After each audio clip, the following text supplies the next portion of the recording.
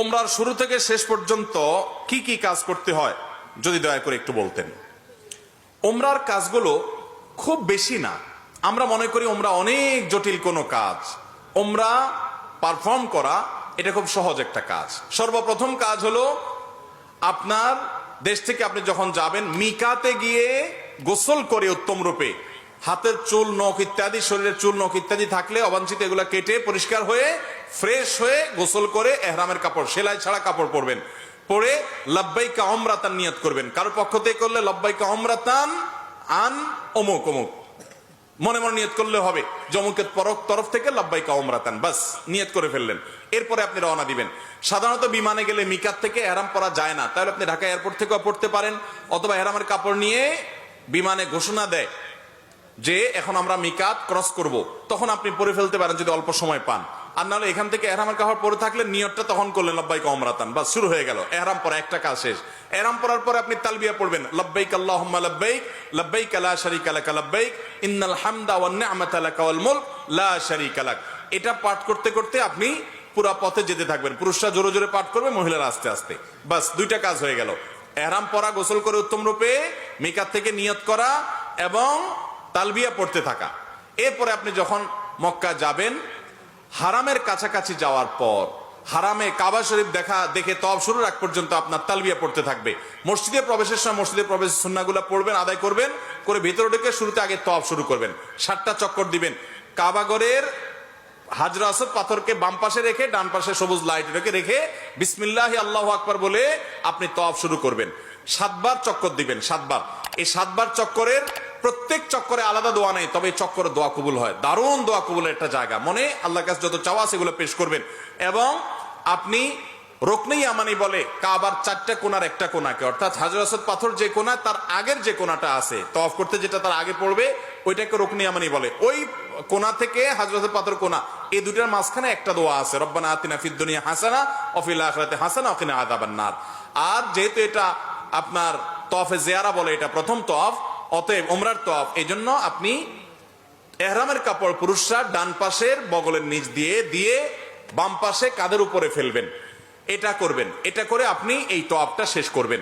এবং প্রথম চক্করগুলো, প্রথম কয়েকটা চক্কর আপনি জোরে দিবেন, একটু জোরে জোরে দৌড়াবেন প্রথম 3টা চক্কর। এরপরে বাকি চক্করগুলো আপনি স্বাভাবিক থাকবেন। তো এই যে তওয়াফ 7টা দিবেন আপনি, প্রত্যেকবার হাজরতের পাথরের কাছে আসলে হাত দিয়ে ইশারা দিয়ে আল্লাহু আকবার বলবেন, বাস।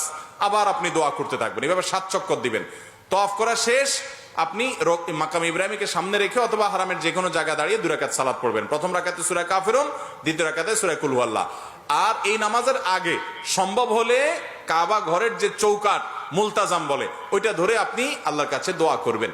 এরপরে 2 রাকাত নামাজ পড়লেন, পড়া শেষ, জমজম পানি পান করে আপনি সাফা মারওয়া সাই করবেন। প্রথমে সাফা পাহাড়ে যাবেন এবং পড়বেন যে ইন্নাস সাফা ওয়াল মারওয়াতা মিন শাআইরিল্লাহ ফামান হাজ্জাল বাইতা ওয়াতামারা ফালা জুনাহা আলাইহি আন ইয়াতাওয়াফা বিহিমা। পুরো আয়াত পড়তে না পারলে ইন্নাস সাফা ওয়াল মারওয়াতা মিন শাআইরিল্লাহ এটুকু পড়লেও চলবে, যে সাফা এবং মারওয়া আল্লাহর নিদর্শনের অংশ। এরপর আপনি সাফা পাহাড়ে দাঁড়িয়ে লা ইলাহা ইল্লাল্লাহু ওয়াহদা আনজাযা ওয়াদা ওয়া নাসারা আবদা ওয়া হাজামাল আহজাবা ওয়াহদা এটা পড়বেন। এবং লা ইলাহা ইল্লাল্লাহু ওয়াহদাহু লা শারীকা লাহু লাহুল মুলকু ওয়া লাহুল হামদ ওয়া হুয়া আলা কুল্লি শাইইন কাদির এটা পড়বেন। এরপর আপনি কিবলার দিকে ফিরে 2 হাত তুলে, ওই যে কাবা শরীফের দিকে ফিরে 2 হাত তুলে মন খুলে দোয়া করবেন। দোয়া কবুলের জায়গায় সাফা পাহাড়। সাফা পাহাড় থেকে নবী সাল্লাল্লাহু আলাইহি ওয়াসাল্লাম সর্বপ্রথম ইসলাম প্রকাশ্যে প্রচার শুরু করেছেন, সেই স্মৃতি বিজড়িত জায়গা। আপনি দোয়া করবেন। এটা ইব্রাহিম আলাইহিস সালাম এবং ইসমাঈল আলাইহিস সালাম এবং মা হাজারার স্মৃতি বিজড়িত জায়গা। যাই হোক, সাফা পাহাড়ে দোয়া করার পর এরপরে আবদাউ বিমা বাদা আল্লাহ বি, আল্লাহ সাফার নাম আগে শুরু করছেন, তা আমি এখান থেকে সাই করা শুরু করছি। হেঁটে যাবেন হলো কোথায়? মারওয়ায়। মারওয়া যাইতে মাঝখানে 2টা সবুজ লাইটের জায়গা পড়বে, ওখানে পুরুষে একটু জোরে হাঁটবেন, বাস এইটুকু। এবং এই সাইর সময় আপনি জিকির আজকার তাসবিহ তেলাওয়াত করতে পারেন। তওয়াফের সময় ওযু থাকতে হবে, সাইর সময় ওযু না থাকলেও হয়ে যাবে, কিন্তু ওযু থাকলে ভালো। এবং তওয়াফ সাইর মধ্যে ওযু ছুটে যায়, ওযু করে এসে আবার যেখান থেকে ছুটছে ওখান থেকে আবার কন্টিনিউ করতে পারবেন। মারওয়া পাহাড়ে চলে গেলেন, সেখানে গিয়ে আবার ওই যে কাবার দিকে ফিরে সাফা পাহাড়ে যা যা করেছেন ঠিক একইভাবে সবগুলো করবেন এবং দোয়া করবেন। ওখান থেকে আবার আপনি সবগুলো দোয়া পড়বেন। ওখান থেকে আবার আপনি সাফা পাহাড়ে আসবেন। তাহলে সাফা থেকে মারওয়া গেলেন একটা চক্কর, মারওয়া থেকে আবার আসলেন আরেকটা, আবার গেলেন আরেকটা, এভাবে মোট 7টা চক্কর দিতে হবে। সাফায় শুরু হবে, মারওয়া গিয়ে শেষ হবে।